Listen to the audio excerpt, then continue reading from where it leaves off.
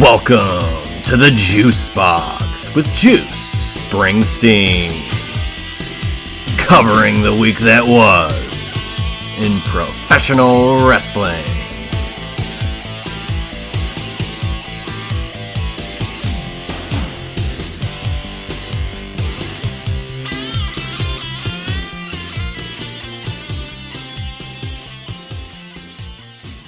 The time is now. As a matter of fact, the last time is now. We have John Cena's final match taking place this weekend, Saturday, December 13th. It's his final match, Saturday night's main event. And I wouldn't want to celebrate a 20-plus year historical, goated career without bringing on, it's been a few months, but we could not talk about Saturday night's main event and John Cena's final match on the Juice Box without the one, the only, Josh Isenberg back in the fray. Josh, how are you doing this evening, man? Juice, I am wonderful. I'm excited to talk about everything Saturday night's main event. And it's been a few months. It's a couple months. It hasn't been 4 years like Phillip Rivers returning to the NFL. But you can call me the grizzled vet if you want to. I got some grays on me, so excited to be talking about John Cena's last ever match in WWE. It's pretty crazy, man. Yeah, we missed out on WrestlePalooza. We missed out on Crown Jewel, but and some Saturday night's main events along the way. But we're back in the saddle again, right in time for Cena's final match. We've got Saturday night's main event this weekend. We've got one next month and Royal Rumble, and we're back in the thick of things for the year of 2026. Now, before we dive into this, a 4-match card looking pretty stacked, and we'll talk about the intricacies of what we'll possibly see on this card. You, Josh, reached out to me and said you might have some John Cena-related trivia you wanted to pass me by. You've done that only. You've not told me what it is.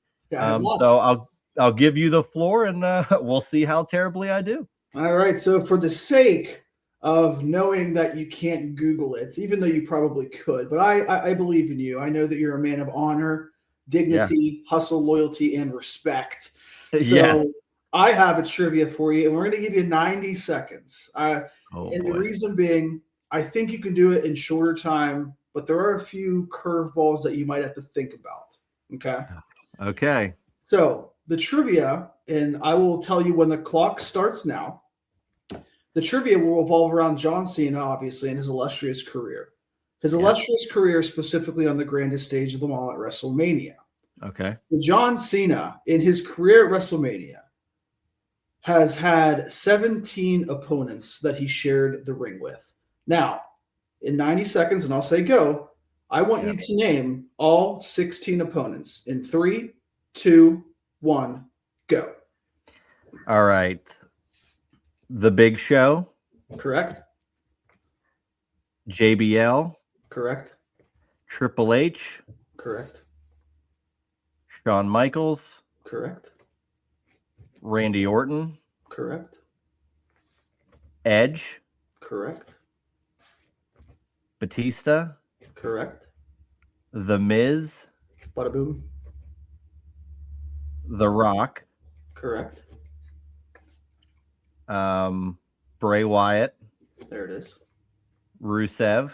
Bada boom. Oh man. Damn.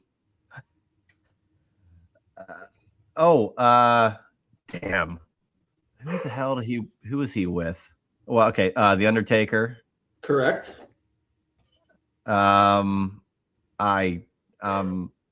Maurice. Correct. Nothing there.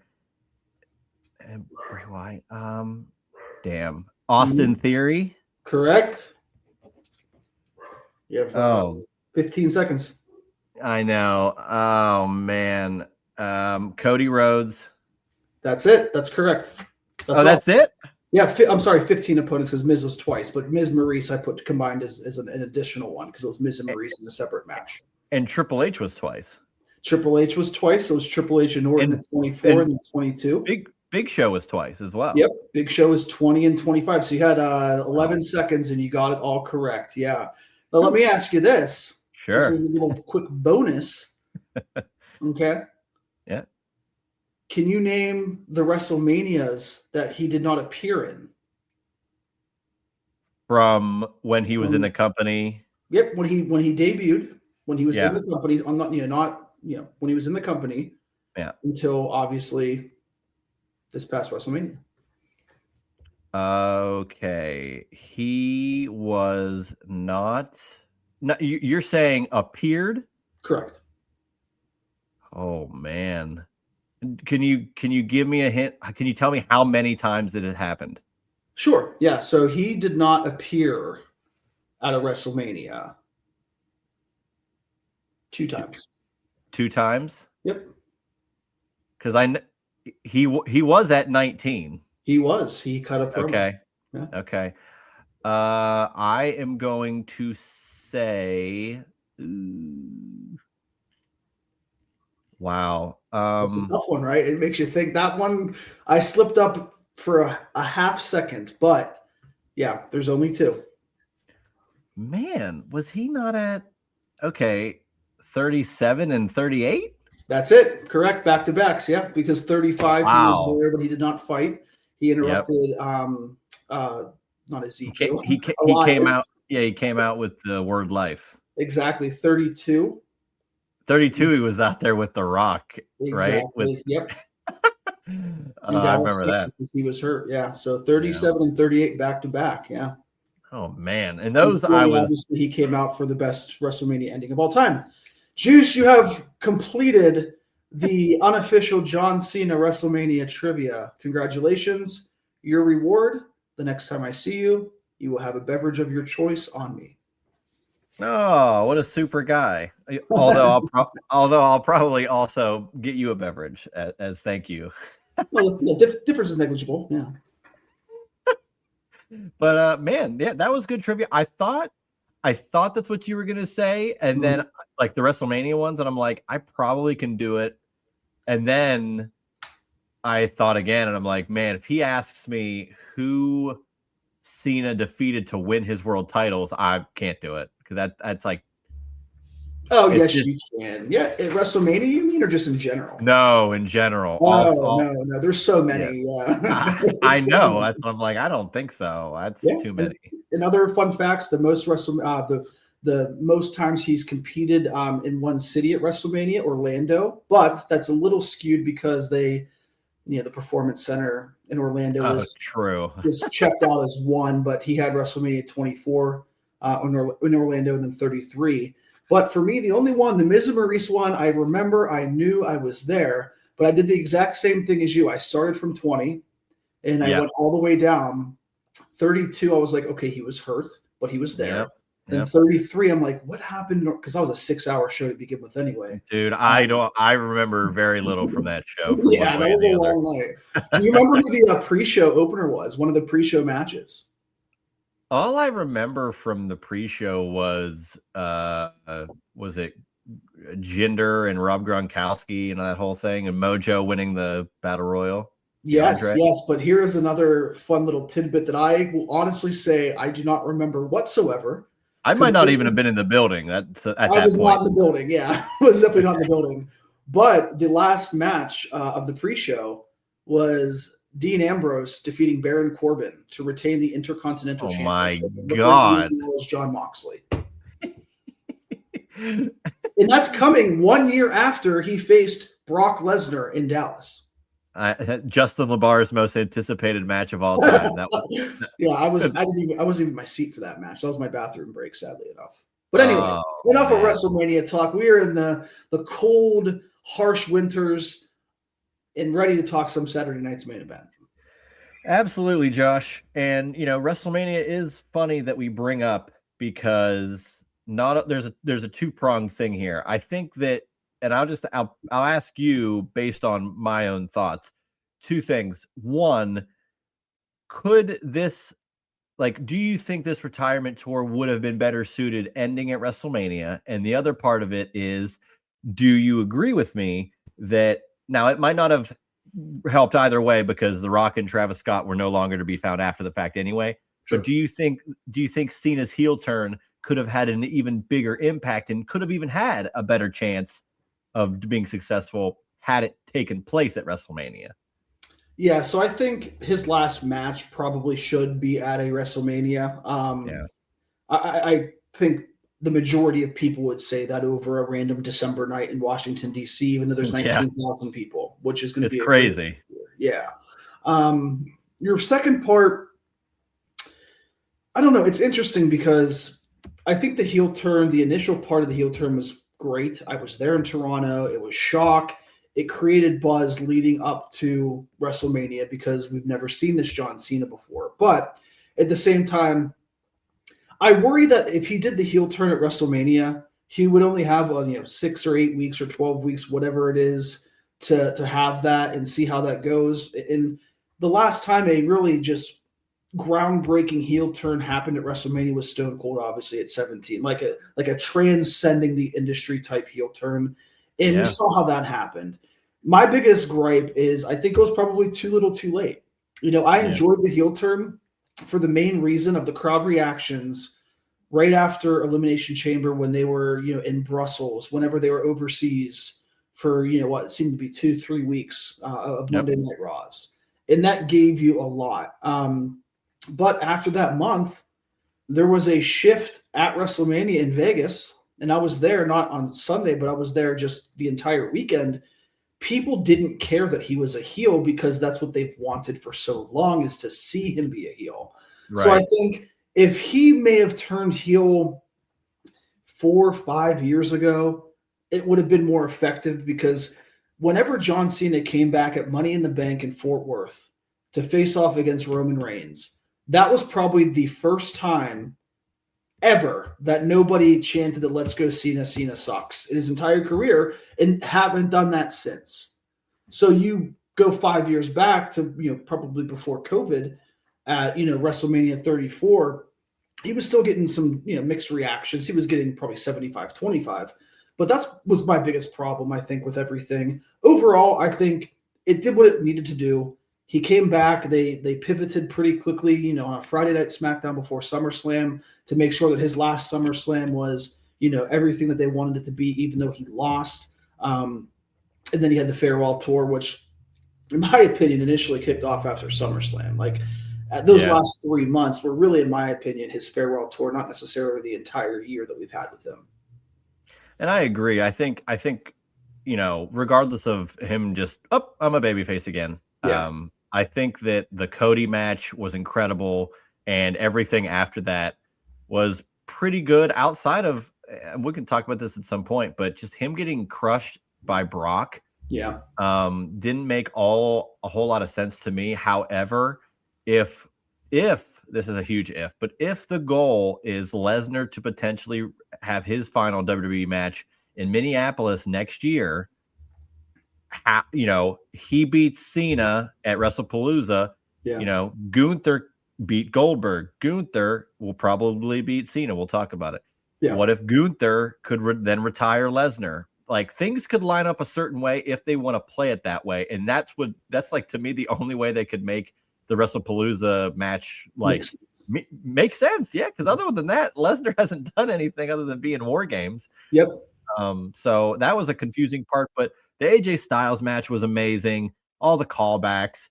John Cena is a student of the game. Yep. And loves paying homage to everything. Everything that's come before him, he's paid homage to, like always wearing the old school jerseys of whatever town he was in, like paying homage to those sports stars. And now with wrestling, I just think he celebrates everything before him and appreciates the spot he's in, because it's not been easy and he earned it. And, it's tough to be at the top for this long. But we'll talk about Cena in depth more by the end of this. 4 matches, Josh. And Cena wanted this, of course it's about him, and no one's going to take that away. And of course he wants to be humble, though. So he said, hey, I want some younger talent on this show. I want it to be WWE and NXT going head to head.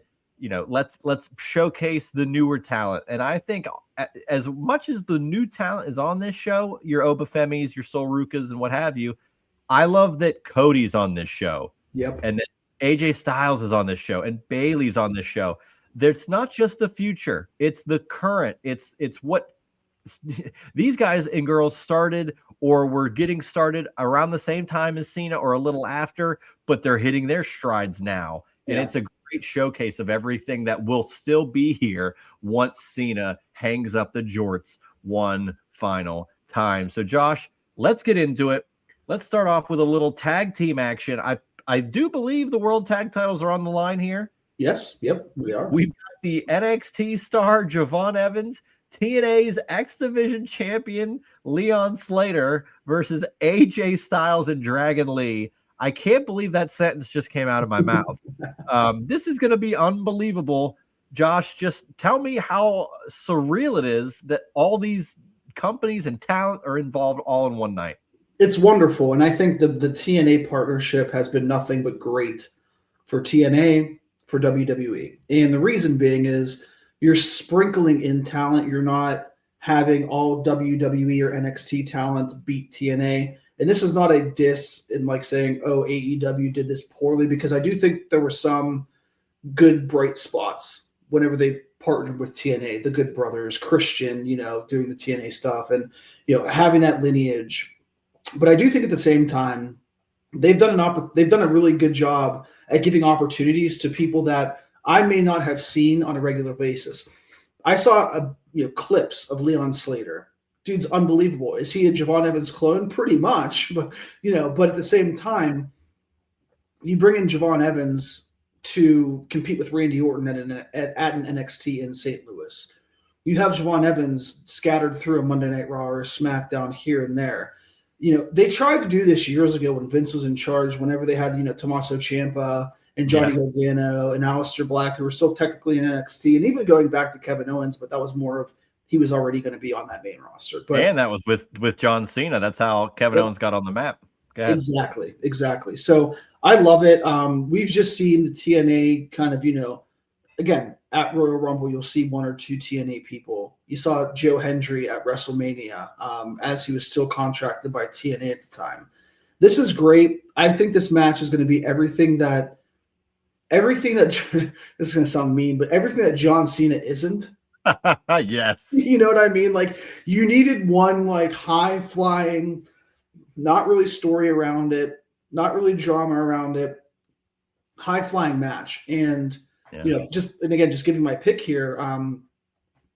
I would love to see Javon and Leon win, but I don't think they will. And the only reason I said that I don't think they will is because on Monday night they did the Usos returning together, the New Day in the ring. The War Raiders are still there. They'll be a good hand for as long as they want to be. But they seem to be focusing in the Judgment Day. They seem to be focusing back on a solid tag team division. And when you have a TNA talent, even though he's been on NXT, I don't see them giving the World Tag Team Championships to those guys. And it's still very fresh and very young with AJ and Dragon Lee in their tag team championship reign to drop the titles to these guys. But everybody the next day is going to be talking about how great of a match that was, how much Leon Slater is going to, when his TNA contract is up, he could be the next big guy at NXT, how Javon is getting to that next level where he could be on the main roster this time next year. So this is a great match. And I might use this term multiple times. They might not go over, but they're going to get over. And that's exactly what I think this Saturday night's main event is supposed to be. I believe I heard that similar phrase from Matt Cardona. I'm not sure where I heard it, but I'm pretty sure he was just like, as long as you get over, it doesn't matter if you go over, and that's a great way, a great perspective to look at it, because that's how wrestling should be approached, considering it is a work. Yeah. Who cares if you lose? If you look great losing, that's the best job you could have, is being a great loser. Like, that is huge. John Cena will probably be the greatest loser of all time on Saturday. And I'm sure he does not care one lick. So I'm in agreement with you, man. I think this is going to be an incredible match. I can't imagine what they're going to try to pull off. Your point with all the new tag teams or tag teams forming again and getting back together, I think that lends itself to having the tag champs as they are, AJ and Dragon Lee, retain. Yeah. I think Javon Evans and Leon Slater are clearly the future of TNA, NXT, WWE as a whole. So this is just going to be another, blip of their career that they will look back at and say, hey, now I don't know how true it is, but if Cena handpicked these matches, I don't know. But look, either way, somebody felt that these 4 men were deserving of this match on this show, regardless of how you said, this is the anti-Cena match, which is incredible. Like, I think the fact that they're on this match is something they'll always have in their resume and they can look back on. So They don't need to win. AJ Styles and Dragon Lee, I think, are going to retain the tag titles, but man, I'm looking forward to it. Yep. Another match I'm looking forward to here, purely because of how I think it's going to end. Bayley versus Sol Ruca, 1-on-1. No stakes here. Just one of the best women of the last 20 years in Bayley going against the future. Clearly, that NXT and WWE envisions in her, Sol Ruca. Josh, I'll just put it out plainly. Are we going to see the craziest finishing maneuver in the history of professional wrestling happening on Bayley at this show? Great question. Yeah. Soul Snatcher, obviously. Oh, yeah. I've been going back and forth with this because I do think Sol Ruca is at a point right now where she's outgrown most people, most women in NXT because of how good she is in the ring. Her character is very simplistic, right? Like, they've tried to develop layers with her, feuding with Zarya. I think that's interesting, but at the same time, I don't absolutely love it. And the reason I don't love it is because I feel there's times where NXT will put people together in tag teams and they'll have some success. But then it's always like, oh, one's going to turn on the other. There's going to be dissension. I mean, Gargano and Ciampa probably should, they had a wonderful feud. They should never split when they first got to the main roster, right? You had Ciampa walking around with the Miz. Come on, like, nobody cared about that. That was odd. That was strange. Like, that didn't make any sense. Obviously, yet it's very memorable that you picked up on it. Yeah, memorable because I want to forget it because it was so bad. You know what I mean? Like, exactly. Yeah. So, like, I don't necessarily love the fact that there's going to be a potential chance where Bayley will win this match because of Zarya, and nothing against them, but you're on Saturday night's main event. It should be just one-on-one. You don't need the friends. You don't need Lyra there. You don't need Zarya there. I want this just to be an exhibition of really good wrestling for women. I think Sol Ruca will win this match.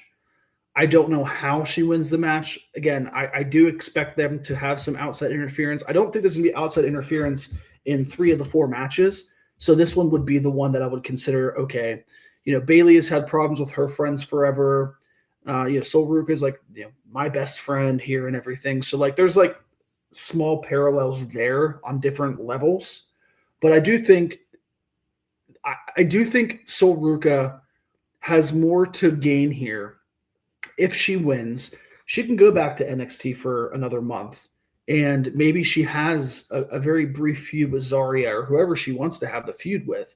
But she doesn't have a championship right now. NXT has a ton of women that are just so damn good where you bring Sol Ruca up, she can immediately be in the Intercontinental Championship picture or the United States Championship picture. No need for her to be a women's world champion yet. So, with that being said, I think that Sol Ruca wins. I think she gets a soul snatcher on Bayley. It doesn't hurt Bayley because Bayley and Lyra are in now what I can't believe I'm saying this. You probably will agree with me. The women's tag team division on the main roster is stacked. Yeah. You have legitimate tag teams who like each other, who pair well with each other, not thrown together people. And I think that no matter what happens, Bayley and Lyra will be perfectly fine. This gives a big bump to Sol Ruca. And I think Sol Ruca, Royal Rumble entrant, I would put money on that very easily and then transition her into that mid-card title picture on Raw or SmackDown. I wholeheartedly agree. I couldn't have said it better myself. I think we do see a soul snatcher. I think your point about Sol Ruca and, getting the win, then going back to NXT, but probably, briefly going back to the Royal Rumble, and you get, what if you get that interaction between her and Bayley after they had this match? It's like, oh, you again? And maybe Bayley throws out Soruka. You got layers to play with there. And your point about the women's tag division, I've said that about this division. I've said that about the AEW women's tag division, along with the women's intercontinental division. When you have the divisions and you take care of them and you put higher level talent in them, it not only elevates those championships, which we've seen with all the titles I just mentioned, but it gives some other singles talent to then do their own thing with the singles titles. And it puts almost everything not on an even playing field, but it doesn't make any title less than, because all the talent is willing to go after and strive for those. When you see a Charlotte Flair wanting and they lose the tag titles, and her promo this past week, hey, we want to get back to the tag team titles. Yeah, that is huge for her, of someone of her legacy, one of the greatest women's champions, if not the of all time, to actively want to go after the tag titles. It proves that, damn, it's worth it to these characters in kayfabe. Absolutely. And it really, I mean, not to give him all the credit for this entire show, but it goes back really, like, you think now of the John Cena's US Open Championship Challenge, which they're doing again now. Exactly. But whenever he was doing it, he was facing Sami Zayn, who was a nobody. Not a nobody, but a new guy from NXT. To the main roster, sure, yeah. Exactly. Kevin Owens, like all these, individuals. Cesaro, yeah, like these guys that are uber talented, and he he began the creation of these guys to be credible, because he was not the world champion at the time. He easily could have been the world champion for 20 years. You know what I mean? Like every year he could have competed for the world championship. But then you think about over the past decade, to be honest with you, aside from obviously beating Cody, he faced Theory for the US championship. He didn't have a championship match before that until The Rock at 29. Well, world championship. So like you think of like when you put somebody in a high ilk in that mid-card title, like you just said, so I completely agree with you. Becky Lynch, Maxine Dupree hasn't defended the title, but she's more interesting now than she was a month ago. And it just continues to develop what's mid to make mid look better than mid. And not everybody's going to be world champion, but that doesn't mean you have to treat the mid-card championships or the tag team championships in any division less than.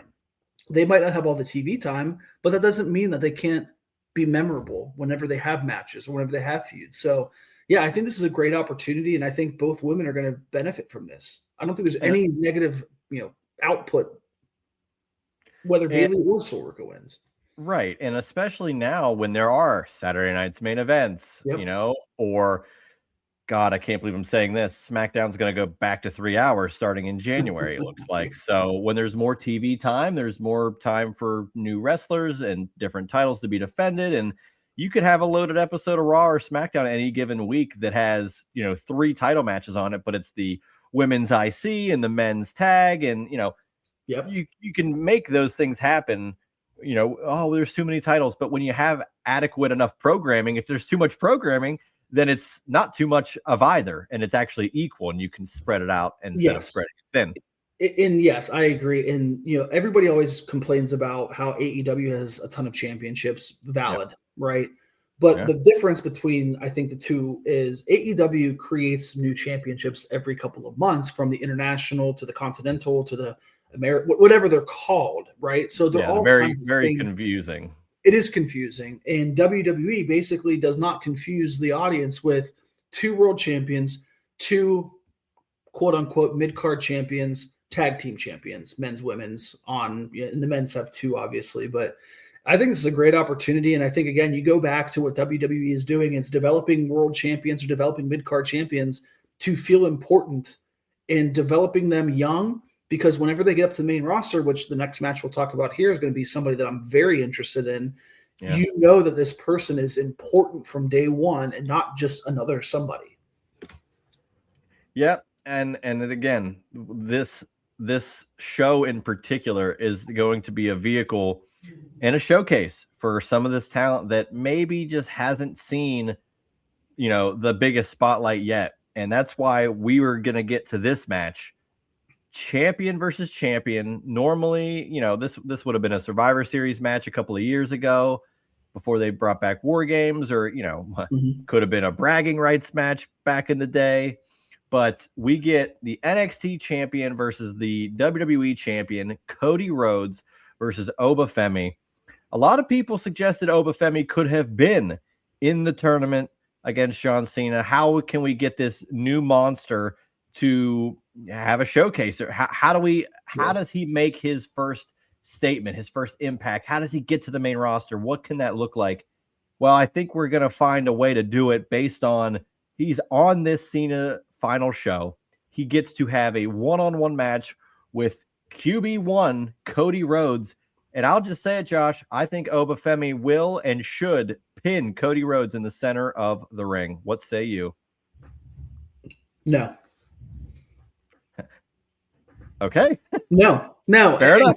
And this is nothing against Obafemi. Sure, but no, sure. You know, so my perspective is this: you have QB1, and again, as much as we talk about how they want to develop these young stars and how much a win can mean everything, this goes back to saying you don't have to go over to get over. And I think this is a prime example because Oba is a guy that when I look at him, he's a big man. He's not chiseled out of stone. He's just naturally big, right? Like he is just a big MFer. And like when I see Oba, and I love Oba, I think he is going to have a massive future in WWE.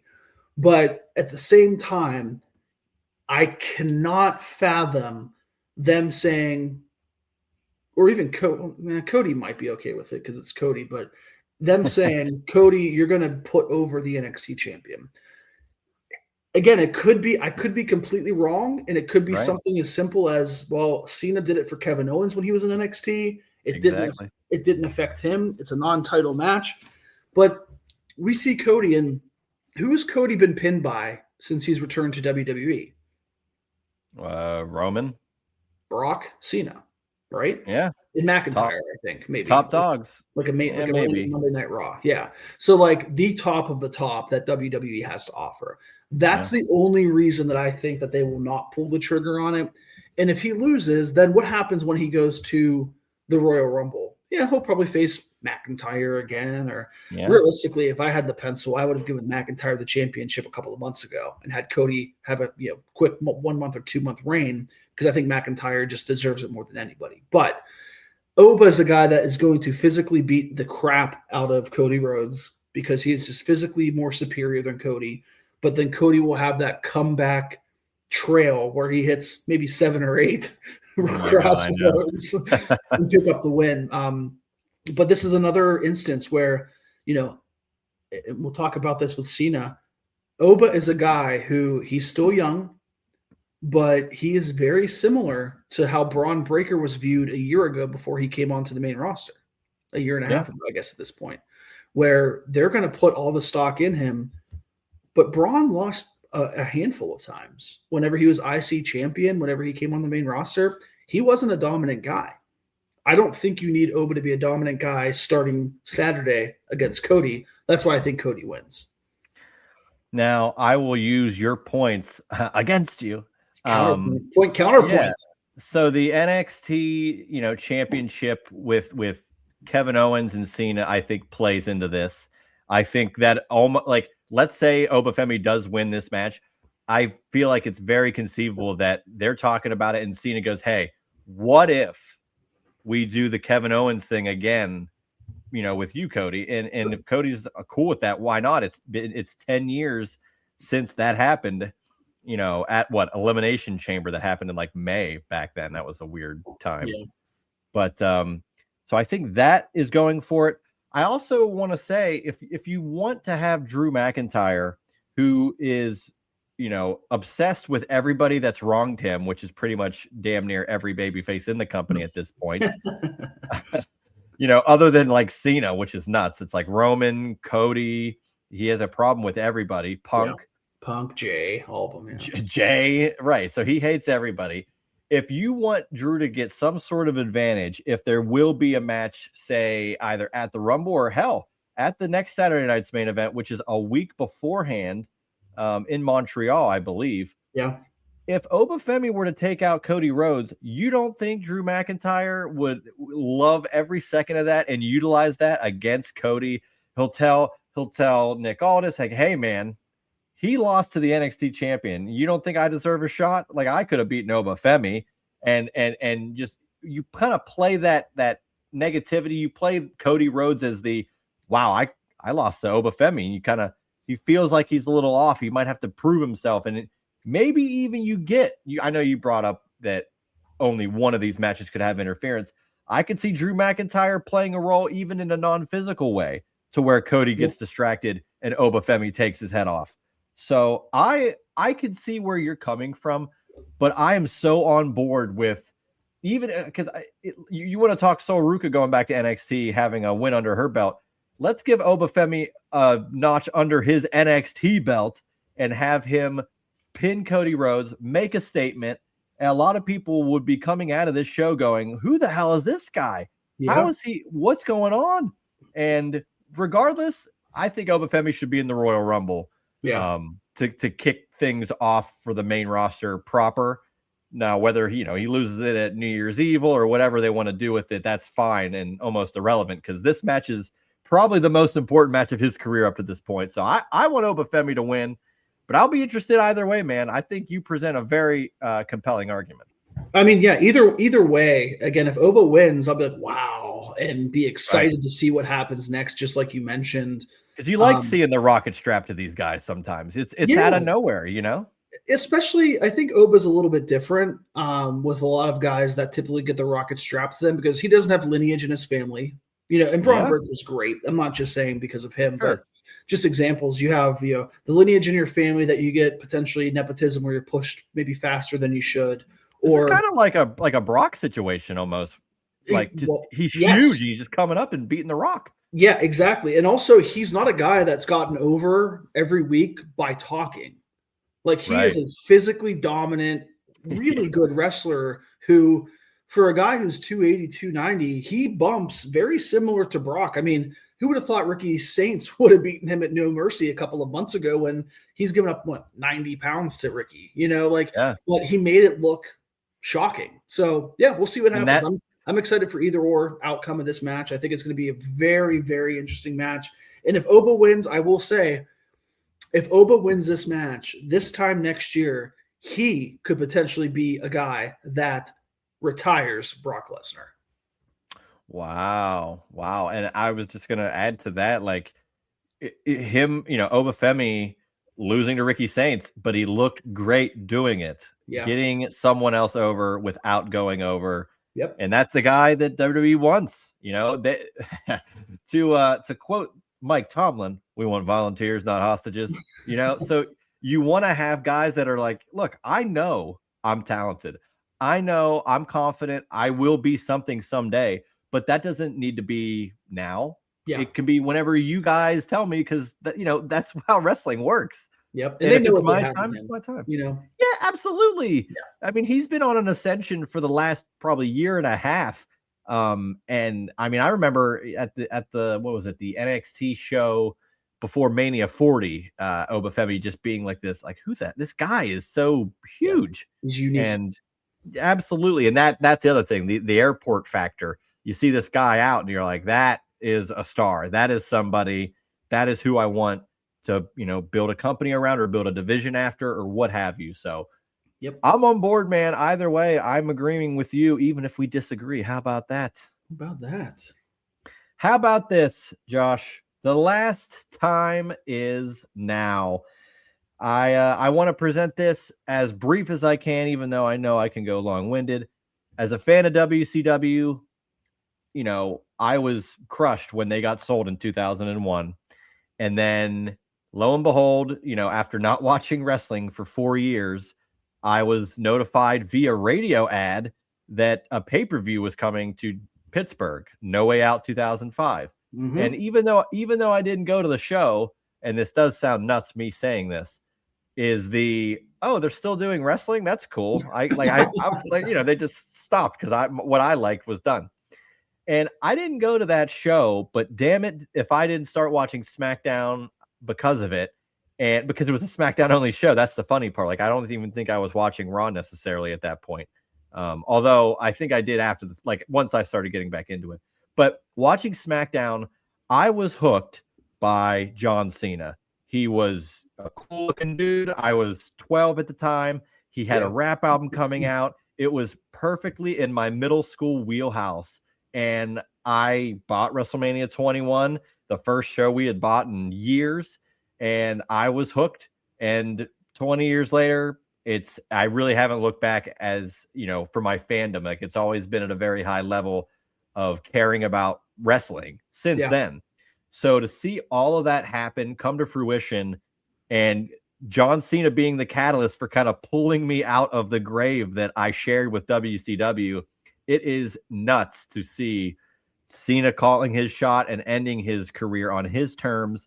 I think he saw what happened to The Undertaker and the matches that happened after he should have probably ended it, you might agree, at 33 by putting his boots and stuff in the ring. I thought that was perfect. Yep. Because Roman, of course, ended up being the main guy. It actually did. It turned out that way. So, man, this is so surreal. I can't believe we're going to see Cena's final match against Gunther.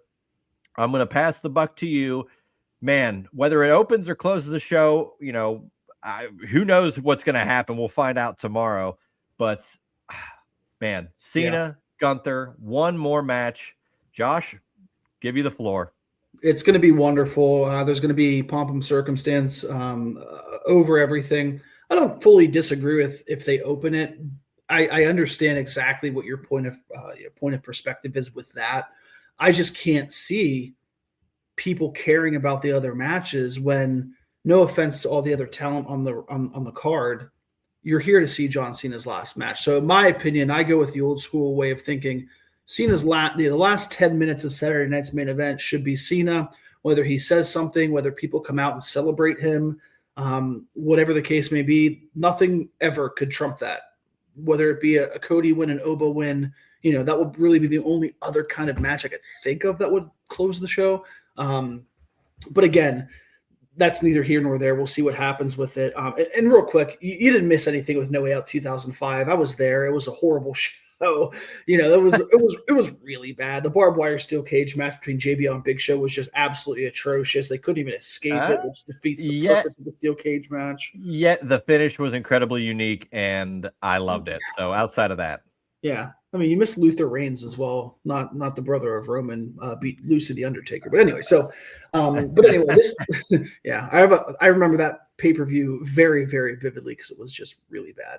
But anyway, so this match to me, I think everybody's going to say Gunther's going to win. I'm going to be like everybody's saying Gunther's going to win. I'm just interested to see, how much time they give. I think this is probably, they're going to give, I think, between entrance to entrance and end of the bell, probably 40 minutes. I think 115, 120, 1 hour and 15 minutes, 1 hour and 20 minutes until you reach that 10 p.m. Eastern that the entrances start. I think the match will probably go 20, 25 minutes. There's going to be 3 to 4 minutes before the match, before they even touch.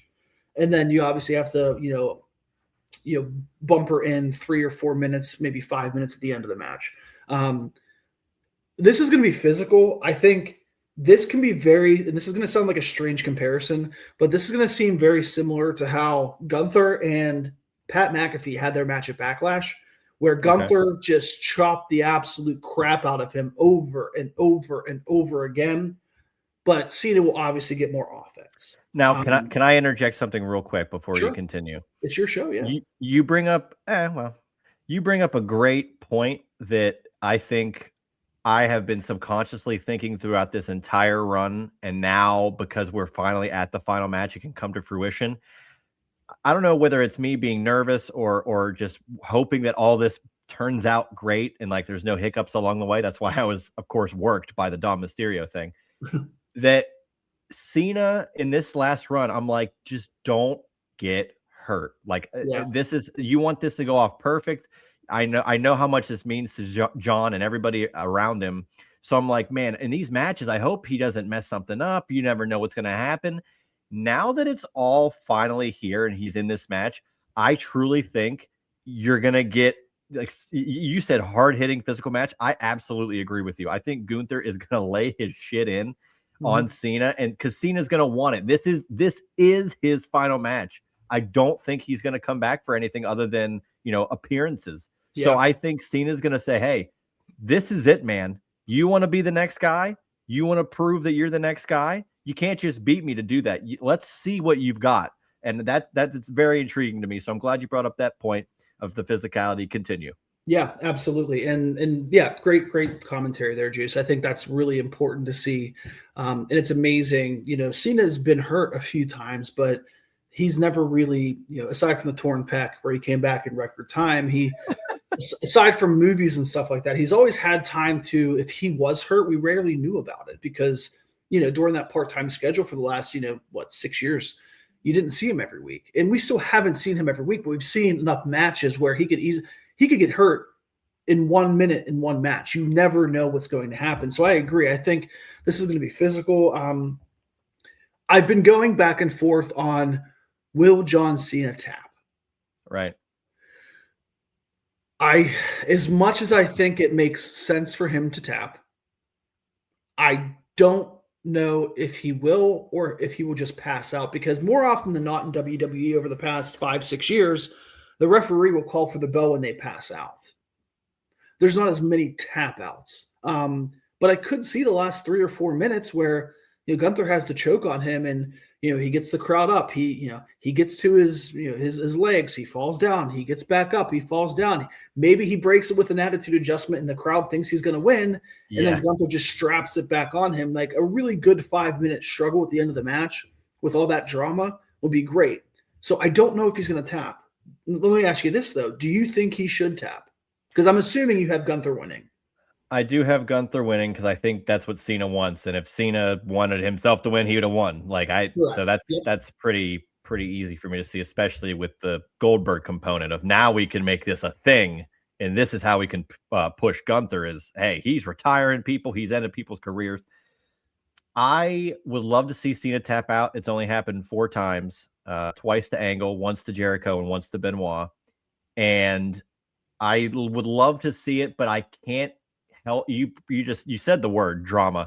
I can't help but get this image out of my mind, but it's an audio included in the image where Cena's in that he probably does get out of the choke, hits an AA.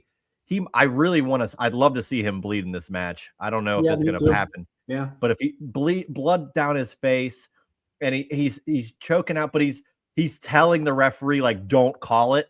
And I can hear Michael Cole just screaming, he's never gonna give up. He's never gonna give up. And then he doesn't give up, and that's call for the damn bell, Jessica. Call for the damn bell. It's over. It's over. Yeah, John. John's never gonna give up. And I think Michael Cole is gonna be on another planet for this match. I think this could be the most dramatic we ever hear Michael Cole. And we heard it's a miracle on Bourbon Street, so there's a lot that he's done, but this is finish the damn story. Yeah, but damn it, I love professional wrestling. Something I never thought I'd hear him say. So John Cena has such a tie with Michael Cole, and he said that. I think Cole's going to get emotional. I think a lot of fans at home watching on TV, damn it, I might get emotional depending on how many Michelobs I take in for this show. This is going to be so nuts. I just think that they're going to have Cena go out on his sword as I never give up, as the lasting image of John Cena. As much as I'd love to see the tap, but I think Gunther winning is enough for and that's I could not agree with you more. That's exactly my thought process. Is the last visual is him still never giving up, but his body just lays to the ground. Gunther wins.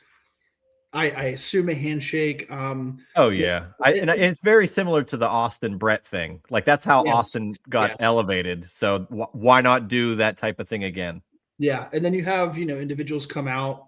Gunther gives him a handshake, he leaves, and then Cena gets his flowers. Let me ask you this, and I know we only have a few more minutes left here, but sure. If there is special appearances, whether whether it's Batista, Brock, Angle, guys that have a lineage, a history, with John Cena. How do you sprinkle them in? Do you just have them come out at the end of the night, or do you have them like maybe in a backstage when Cena's getting prepared? How do you do that? So I've been thinking about this because you can't. It's tough to organically just be like, and here comes Batista, and here comes Kurt Angle, because you're just gonna get pops for these guys' music. Yes, It's like it's for Cena. Like, let's relax. I think there's a way to do it where you get a lot of because I'm sure a lot of the current roster is going to be there regardless if they're on the show. I think a lot of them will stand at the ramp, and I think you could get a situation, if you recall, after Flair had his retirement and his Hall of Fame induction on Raw. Yep. They were like, let's bring out Ricky Steamboat and let's bring out.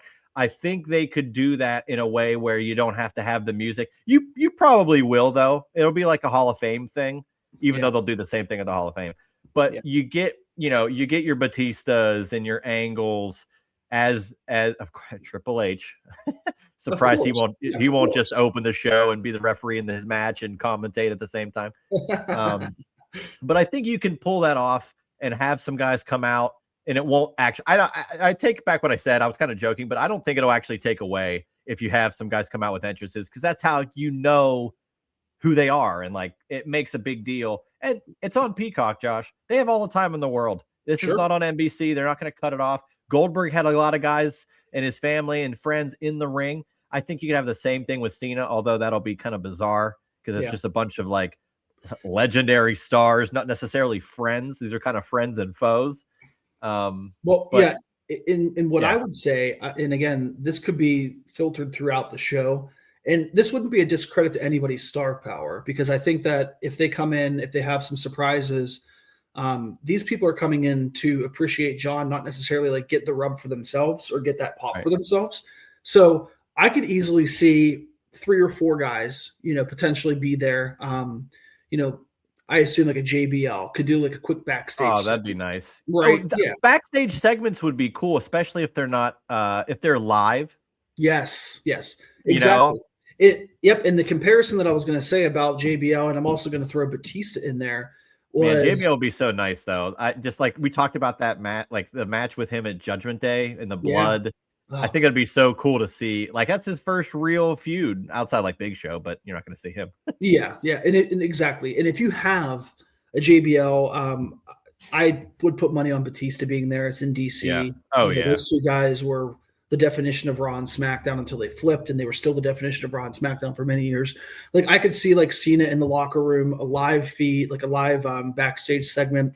Maybe like walking back through Gorilla.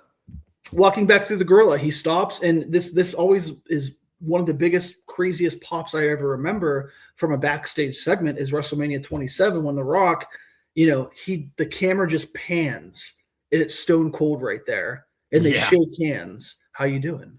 Good to see you. Something like that with one of these 2 guys would be great. A JBL Batista, but if you want to have somebody at the end, do you have The Rock potentially?